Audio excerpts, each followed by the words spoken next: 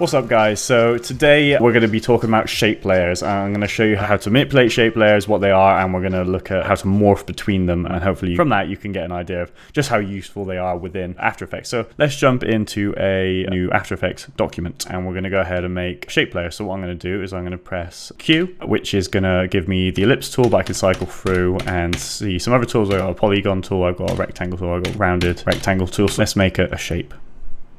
And right now it looks pretty basic. If I can go down to my drop down menus here and I can kind of manipulate the size, manipulate the position.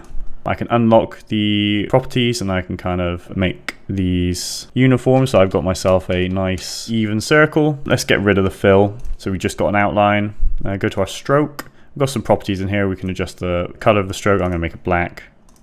I'm going to probably up the stroke a little bit so it looks like that. The good thing is about shape layers, they're what's known as a vector.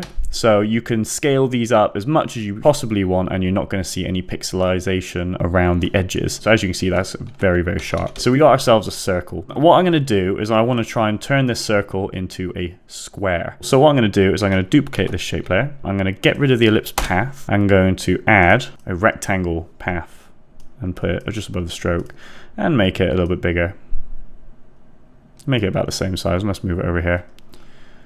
Lovely. So I'm going to right click the rectangle path, I'm going to convert to Bezier path, and I'm going to do the same with the ellipse path. So if I go to the drop down menu on paths, I'm going to click a keyframe on each path. So let's take the keyframe on the square path and let's take it down to this path here. As you can see, we've got our shape morphing.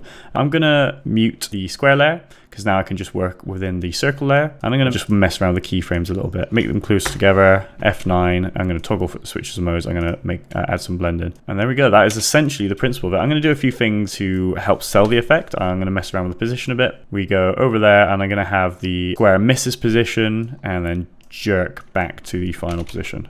Ease those. I'm going to highlight these, make them a little bit closer together, and that kind of sells the effects a little bit.